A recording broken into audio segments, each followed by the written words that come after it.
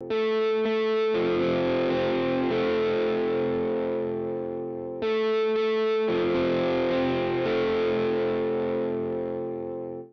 there guys, welcome back to another awesome video. We have another top 10 video.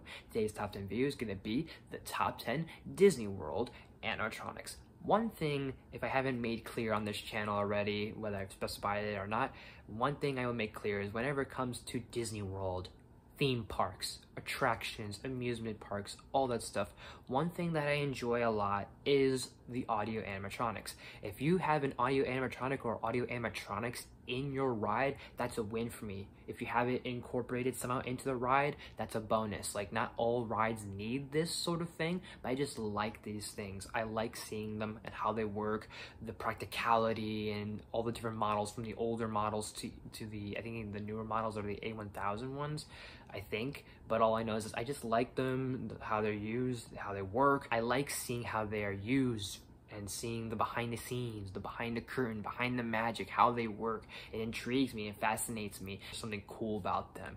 So we're gonna look at my favorites, and we'll admit this was a very hard list to do, and there are over thousands, especially since there's 4 theme parks in Florida, there's 2 in California, and there's at least almost a dozen, at least, if not less than a dozen, around Shanghai, Tokyo, Hong Kong, Paris, so on and so forth, and all across the globe of animatronics and theme parks and attractions and everything associated with Disney World. So if this gets to at least minimum 20 likes, maximum 30 to 40 likes, I will probably do like maybe part 2, part 3, some other parts like that. But for now, this is just gonna be a one-off thing, but until we reach that goal. But without further ado, let's just jump right into it. And at number 10, we've got Splash Mountain. I don't have any specifics on which are my favorites. I just like a lot of the animatronics that are in that ride. I mean, heck, I like even the ones that are on the boat, like at the end with the zippity-doo-dah, honestly. But if we are to be specific, I really do like the Brer Fox, the Brer Bear, and the Brer Rabbit. There's just something about those 3 because they're the main characters of the ride, and I just like how they operate. I like how they're programmed. I like how they move, and they're engineered, and all these other things. And I'm just gonna miss that ride. I'm gonna miss those animatronics, and I know they're gonna still continue to use those models because the exoskeletons or those endoskeletons are just gonna be reused, at least at some point, somewhere in the Tiana's Bayou ride, and they've also been used throughout other variations of animatronics before. For example, they were used in the American History Carousel of Progress thing, whatever it's called. Editor me in editing session is gonna have the name of the actual attraction that you're seeing right here. But those exoskeletons and endoskeletons were used for Sam the Eagle and I want to say Ollie the Owl. Nonetheless, I'm gonna miss the ride. I'm gonna miss the attraction. I know I've said that Tiana's Bayou Adventure I'm looking forward to, but I'm just going to miss just this theme. I'm just gonna miss it. Number 9 is the 3 Caballeros. These animatronics have technically been around for longer than you think, because they were in a old Mickey Mouse show. I think it was called like the Mickey Mouse Theater, the Mickey Mouse Show. Again, editor me is gonna have the actual thing right here and the actual name of it. I just can't remember it off the top of my head. But I want to specifically talk about the Caballeros, the newer models that we see in the Grand Fiesta with the 3 Caballeros. Of course, Donald, Jose, and Panchito. They're just so adorable. They do simple movements, but they're so adorable, and they're so advanced, and they're so cool. I don't know what to say. That's all. Number 8 is Figment. I know Journey to Imagination with Figment, a lot of people, whoever you ask, it needs a refurbishment, it needs an update and all this sort of stuff, but I feel like it is timeless because of how, like, not cheap it looks, but just how practical it looks and how kind of like silly it looks. But the one thing that always stands out to me, that I always come back to and always adore, is how many figments you see in this ride.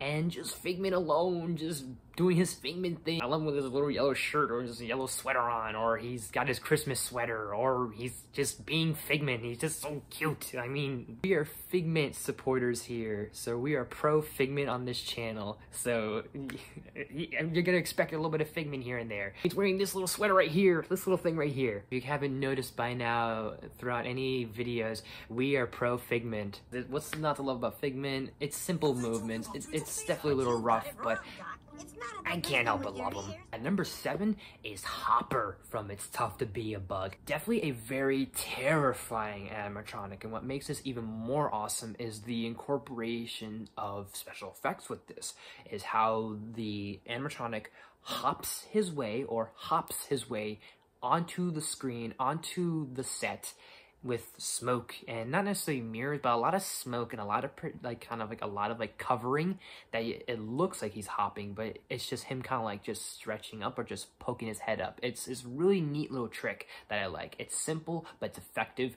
Hopper needed to leap out in the show, so with special effects, we were able to hide some of his entrance and make it even more of a surprise, but the lift that has to bring Hopper up quickly so that it looks like he's leaping and not kind of floating into space. I just love how well and how articulated that is. It's going to be definitely missed because this show is going to be turned into a Zootopia ride, and whatever they do with that space, hopefully it's going to be something promising. However, I am going to miss that Hopper animatronic, and I think it's the one thing that, if not one of the very few things about that ride that still holds up. Once Hopper's on the scene, it gets dark. It kind of gets almost a little actually scary at times, and for kids and for just everyone in general. Number 6 is the Pirates of the Caribbean. Again, countless of animatronics on the ride. There's so many to name from all the different pirates within each scene, and talk about throughout each era when it was just random pirates, and then they incorporated the movie characters like Barbossa,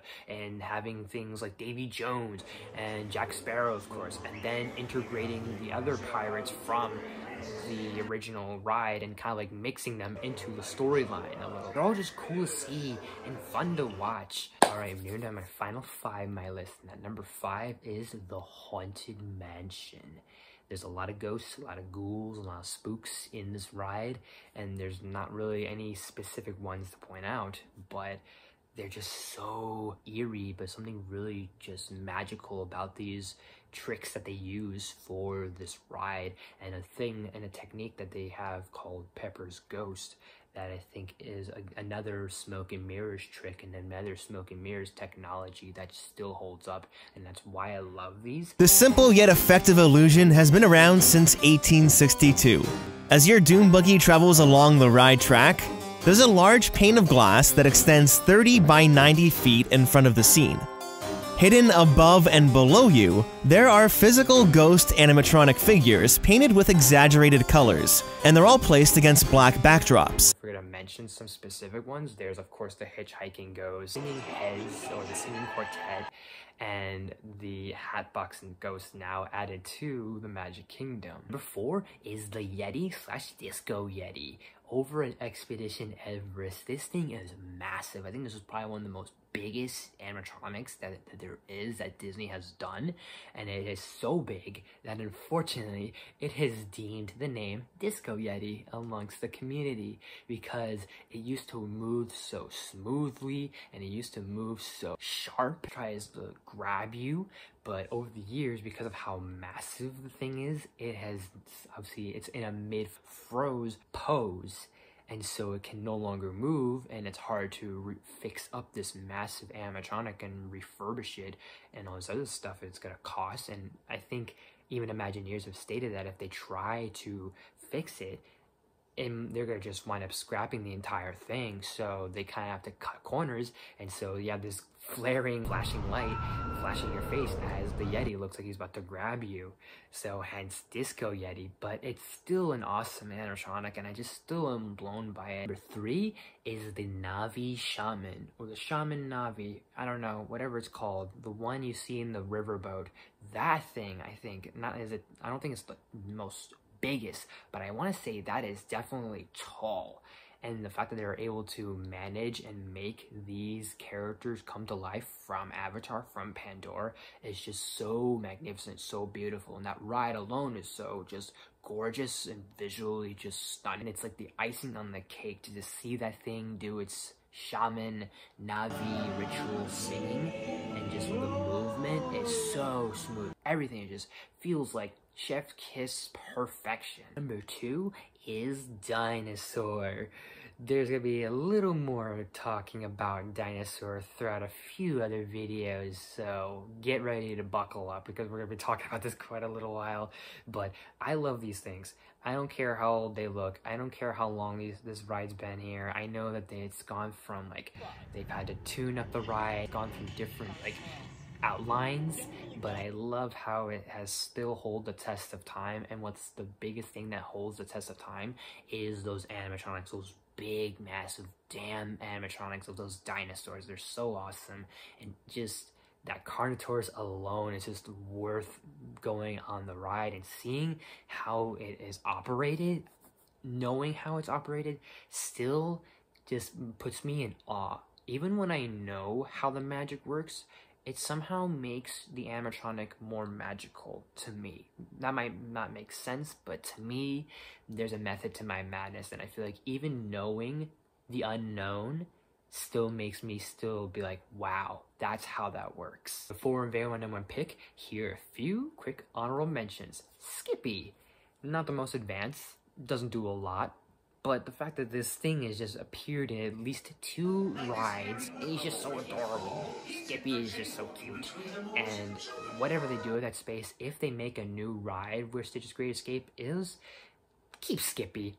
Keep him around. Keep him as an ongoing character. Those Small World dolls, I know some people find them creepy, but you know, they're not that scary and not that creepy to me. I just like how these were the first animatronics next to, I want to say, the Tiki Room parrots, the history and how long the Small World has been around and the testament that it has. The 7 Dwarves from the 7 Dwarves Mine Train. I've brought up Mine Train before, and the one thing that is still impressive is that digital facing, and that really doesn't work very much often. Like I've said before, Frozen, but this one still works pretty damn well.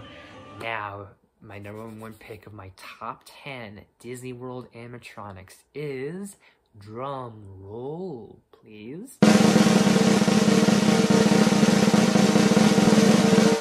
Stitch from Stitch's Great Escape. I couldn't help myself but keep this guy on this spot. I was tempted to change his position, but then I was like, you know what? With the absence of Stitch's Great Escape, with the space being gone, and with that animatronic just gone and being torn down and run to its skin, I just love that thing so much. And yes, call me a sucker, call me a Stitch, whatever, I don't fucking care, but it's the point of that. I just love how this thing worked. And I know I said that about all these animatronics, but there's just something really cool about Stitch. I love the character. Subtle movements, subtle articulations, and just the fact that this thing shot out water through its mouth, through a hose, somehow working into that thing, and how small it is, and with how small this size is, still it can pack so much movement, so much emotion. And that's the impressive thing about these animatronics, is that no matter how big or how small these things are, how much they are able to have all these movements. This will always take the cake for me. Let me know in the comment section down below, who are your favorites, and do you have any favorites? And let me know. As always, guys, thank you so much for watching. If you like this video, please smash the like button. If you're new to my channel, please subscribe to us videos every day, every week. Make sure you ring that bell to new videos every week. Share the video with any friends, all the good stuff and more. Leave suggestions down in the comments. You name it, I'll look to as best as possible. Like I said, if we get to 20 likes, maybe 30, maybe 40 likes, we will do a part 2 to this. I don't know when. Look out for things just coming soon. So thank you guys so much for watching, and I will see you next time.